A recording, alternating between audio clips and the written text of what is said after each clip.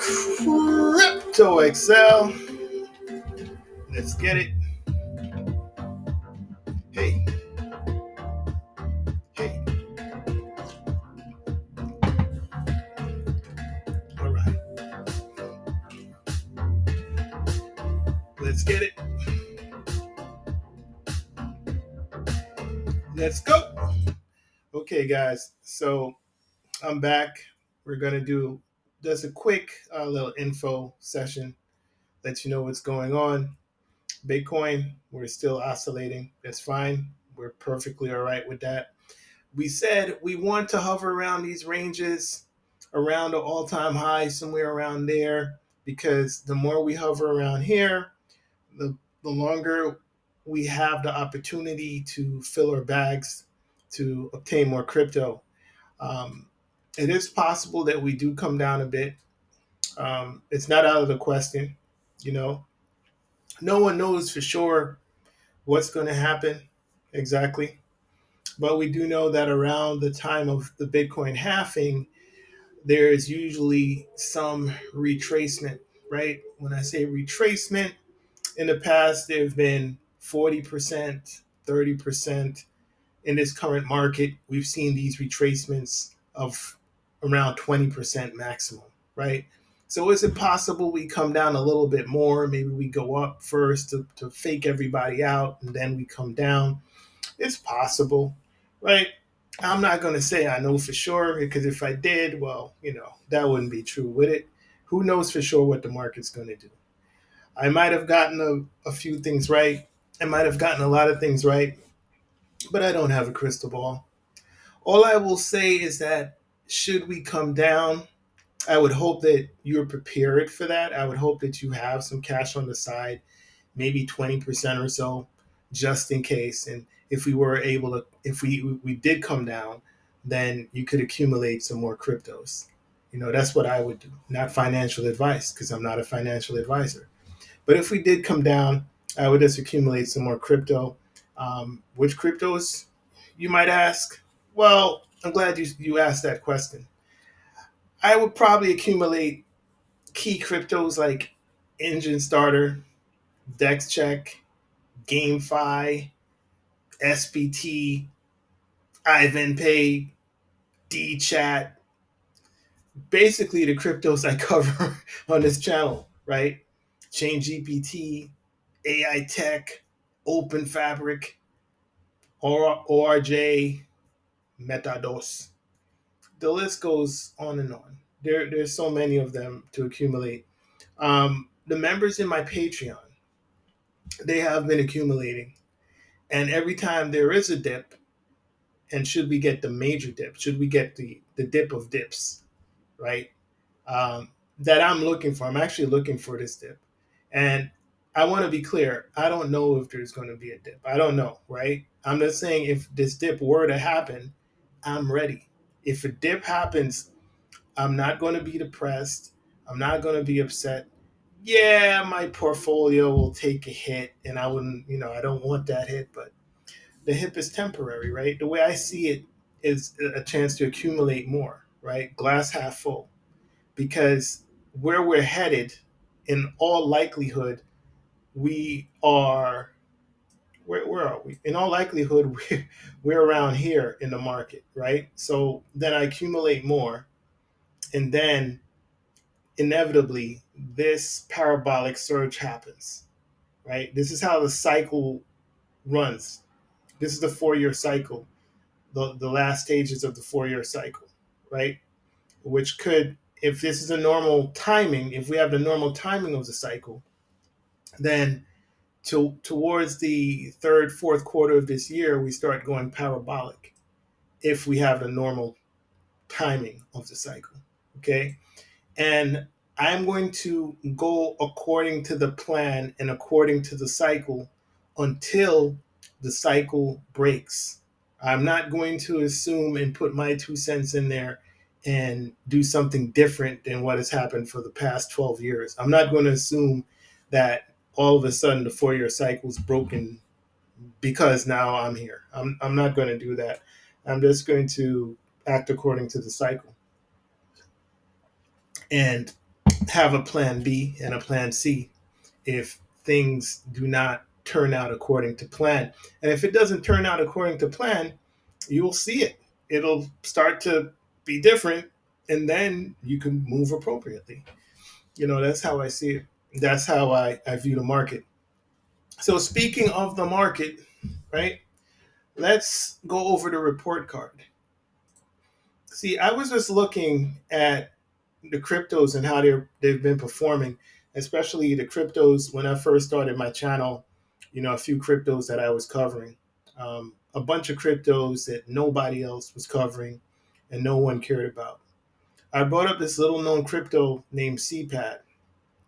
You see, CPAD is a launch pad that launched on the Sui blockchain, and at that time, there there was a launch pad on the Sui blockchain, but there weren't that many.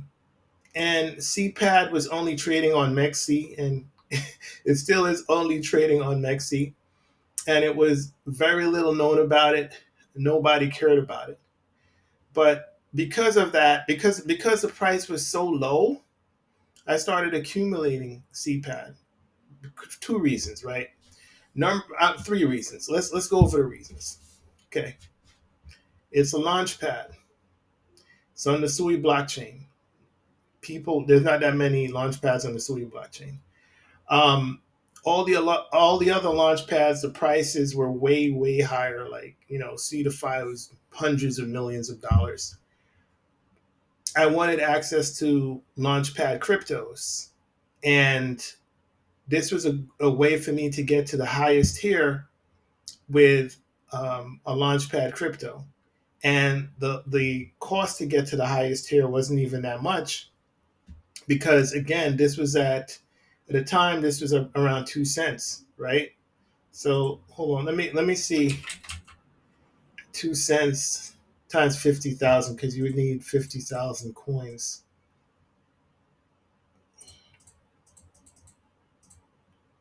$1,000. Yeah, I mean it is money, but to get to the highest tier in a launch pad in a bull market when you're heading into a bull market, no, that was a bargain, right? So I guess now the price to get to the same tier, it did a 10x, right? So I said 1,000, so it would be 10K now, right? To get to the highest tier, right? It would be 10K now. So this is kind of how I structure my deals in how I get into crypto. I get into projects when they're undervalued and when no one's looking at them. But there's risk involved here, right? Because if no one's looking at your project and you get in here, there's a chance that this goes to zero, right? Because if you look at the market cap now is $7 million. So when I was buying this, the market cap was $700,000, right? So that's what I mean by um, my picks are high risk. These are high risk picks. But you see, I will do like I'll take risks, but I take strategic risks. So this is not the only project that I accumulated at the time, right? But this was one of them, and it to me it does seem to make sense that either this garners really good gains or it goes to zero, right? It was a all or nothing play. So that's SBT. By the way, CPAD now I heard that they're going to be branching over to the BNB chain, and they've launched projects such as Xverse, and can't remember all the projects, but they've launched some really good projects. I think iVenPay, yeah, they've launched iVenPay. By the way, iVenPay was another one of the projects that I'm going to be speaking about later. You see, I get in on the lows, okay? Pretty much. I get in when it's low. So it might take a while. I know everyone wants to get rich overnight in crypto, but that's not how it works. It's you still, you'll have to wait a while. So if we look at when I was getting in, November, December, January, I guess you can say by December it started an uptrend. So that, it was 1 month. But for it to get over here, right? We're in April of next year. Right? So it's not really I'm not trying to do quick flip. I think quick flip is cool for 40% profits, but if you really want the 10x's, the 50x's, and so on, you're going to have to wait a little bit longer, right? But let's move on. So that was CPAD, right? CPAD. So this was back in November of last year. Then GameFi. Look at the timing of GameFi. This was in September. I was accumulating here $1.50, and again, um, I don't know why. Why was I buying this? Because the reason why I'm saying that is because this was just on a straight downtrend. It was on a downtrend for a very long time, right? If you look at the history, I'm going to try to zoom in. It was just going down and it wouldn't stop. It was just going straight down, and it was going down so much that if you look at the all time high in November of 2021, it's over $300, right? So this was $315 a coin. $315 a coin. And if you look over here, it's actually went to $351.70, right? So this was over $350, okay? And it just kept going down, down, down. And every pump was just right before more of a downtrend. And I started buying here, and I don't know. Actually, I really don't know why, guys. I knew. I mean, like, it makes sense to accumulate um, at the lows, right? It makes sense to accumulate at the lows, but the thing is, you don't know when it's over. You don't know if you're going to keep going down, right? Because why didn't I accumulate here at $8, right? At the time, why did I wait for it to go to 150? I don't. It's incredible. You can also see if you look back at my channel, right? You look at my old videos. You dig in the archives. You can see I did a video on GameFi, and I did a video on GameFi when the price was around right here. And I said, guys, I'm still accumulating this coin. I said I was buying back here, but I'm still accumulating. And it's just, I actually think it's strange that I was actually able to catch that bottom. Um, Pause. I think it's strange. I think it's really, really strange that the right timing, the exact right timing to buy there. I think it's crazy actually because there was no one doing a video on GameFi, no one at all. You can search the internet at that time period. There's no one doing a video on this because everyone was staying away from it because just it just kept going down. Um, and it after that it pumped from like $1.50 to $15 right after I bought it. Insane. I think it took like 1 month. Went from there to the highs, and then I started accumulating some projects. Accumulated the Eclipse Fi. That one did extremely well. Picked up a couple other projects. I also picked up Earn Network. That's one of the projects, and it dumped. That dumped like 60% from what I bought it at. Didn't sell it, and if you look at Earn Network now, Earn Network is pumping. So that's another thing. Um, I have conviction in my projects, and I usually don't sell them like when they go down like that. I just hold them because I'm like, one day they'll be back in profit, and if I want to unload some, then I will. But in other words, I do the exact opposite of the masses. Pretty much, it's pretty much the exact opposite. But I mean, so that's GameFi, and this was a clean 10x, right? Another thing I want to add in crypto is you don't necessarily need to get 100x coin. You could get two 10x's, right? You could get 10x in one and then flip it over into another one and get a 10x in that. There's your 100x, right? But again, this was a phenomenal buy, phenomenal pick. And by the way, GameFi at $8.24 at this stage of the market is actually a good buy. I know it sounds crazy, but it is. At this stage of the market, it's a good buy, right? So before I go on, so the price here of $350, are we going back to $350 in GameFi? I think not, because if you look at the market cap back then, it was 272 million, and now the market cap is 130 million. So to get back to that same market cap as before, that's about a 3x. I anticipate GameFi going to a lot higher market cap than this during this bull market, because there's going to be a lot more money being pushed into this bull market, being dumped into this bull market, because the money supply has more than doubled since then, right? So, call it 600 million, right? So 600 million at this point. Let's say from 100 million to 300 million, 3 times 8 is 24, multiply that by 2. So you're looking at about a $48, $50 GAFI token, GameFi token. It's possible.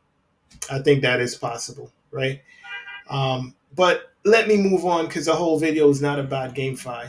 But by the way, this was a phenomenal call. So I just want to bring it to your attention, because I know that most of the people who see these videos are going to be new. So I'm giving you a history lesson. Solidest AI tech. I have people in my Patreon that I was chatting with a fellow about accumulating this coin. He was like, what should I look at now? And being that I can't give out financial advice, I said, well, there is a gem here that not many people are paying attention to, and it's focused on AI, and there's a strong team behind it, and they also have a launch pad coming out, and I anticipate them doing really, really well this bull market. It's really a matter of time. And um, at the time, my Patreon again was pretty much, my Patreon is almost free. That's kind of how I look at it. The value that you're getting versus what I'm giving, it's it's like a seesaw, but all the weight is on one side, right? So it's kind of like a chart. The only way is up, right? It retraces a little bit, then it goes back up, right? So absolutely. I mean, so we were getting in here in the pennies, and so this was a clean 10x. It actually was a lot more than 10x, maybe a 20x, right? If you look at it, it went up to 47 cents. I mean, that's incredible. And now it's retraced by half. But I mean, on the way up, if you're up 20x and you don't take any profit at all, um, I don't recommend that. I recommend taking some profit, because any pump, anything that goes up like this, like a rocket ship, expect a retracement, right? If it retraces and then it pumps again, then it does, right? But expect a retracement at least, right? So I would probably lock in something up here. And then if I want to ride it, maybe I dump some more back in here too, right? But yeah, this was a phenomenal pick also. But you can see, and you could go and check the videos to see when I drop videos in any of these gems. You could also see in the Patreon when I posted buy alerts, right? DexCheck AI. Um, I'm one of the biggest proponents of DexCheck. The price is retraced significantly from 2 cents. It went up almost to 2 cents. The chart's not showing that here, and now it's broke a dime, and now it's 0.089. I think it went all the way down to 0.082, and I bought more I bought more DexCheck, right? So every time it retraces like that, and if you see support somewhere that it doesn't go all the way down, that means that it's me buying. Oh, it means that somebody's buying. It obviously is not just me, right? But I'm going to be buying these dips, because that's what I do. I buy the dips on strong projects that I feel good about, that I think have a bright future. So um, when it retraces like this, then I could just make my bag bigger, right? So and this one, same story. I was calling it in the red, and again, you can go and look at the videos. I told you time and time again, I'm not here for the quick flip, because traders are not really, you know, that's not how you make the most money. How do I know this? Well, because I see all the research on the internet, but more importantly, I've tried it. I've tried the trading. I've done everything. I've done I've done leverage trading, I've done normal trading, I've done every kind of trading. And I'm like, if even when I use just an analytical mind where I'm unemotional and I start trading that way, where and I just use logic and common sense and these kind of things, and I'm finding it difficult to maintain a profitable position. Like, let's say I have three winning trades, right, and then I have one losing trade, but a losing trade wipes out all my gains. You know, to me, it seems like I'm putting in too much effort for a limited amount of reward, right? For me, it just doesn't make sense. I would rather just buy here and leave, and I don't need to watch it anymore, right? I don't care what happens after that. I already have my position, and then I check it every now and then. If I see it retraces a lot, then I just get in here again. Simple, no stress, and I'm putting in money that I'm not going to need to take out at the end of the month to pay mortgage or rent or groceries or car note. I'm not using that money. I'm using spare money. So I think one of the best lessons that someone can have if they want to be like a really good investor is to focus most of your time and energy into generating another source of income, right? And from wherever you can. If you mow lawns, you take up an extra job, or if you do something part time, whatever it is, could be DoorDash, could be anything at all. If you have a skill or talent, and you go on Fiverr, and you use that skill or talent, uh, you do remote work, extra work. If you have a skill or talent, that's a good way to garner income. And if you get extra income, you could use some of that extra income to buy some high alpha crypto in these zones, right? So if I would give advice, not financial advice, of course not, um, life advice, what I would say is to focus on the income. The investment, you should pretty much know which ones are the best kind of alpha investments. And if you do not, you could, look at people that have a proven track record of success and what do they recommend, right? So on my channel, I mentioned meme coins, but I've said that these are lottery ticket plays, that these are not my portfolio. These are just some side hustles that I do, right? For my key portfolio, I'm going to have things like DexCheck, XBT, um, Gaffy, Engine Starter, of course, cannot fit. There's just so many coins, guys. I'm not listing them in order of importance. But, solid plays. AEG, Ivan Pay was getting destroyed. I'm going to buy it here, guys. I'm going to accumulate here because I can get 5 times the coins before it does this. I can get 5 times the coins, okay? So, Open Fabric. There's so many. You can check the channel. You can go and check the videos for yourself and see the calls, right? I was getting in on the lows, right? We could go on and on. Octavia, I'm speaking about Octavia now, right? I was speaking about Octavia before Octavia came out. And yes, I saw the dilution, and you're right. There is 10x dilution. You're absolutely right. I don't care. I do care, but I feel that the ferocity of this bull run is going to be so much, it's going to eat this dilution.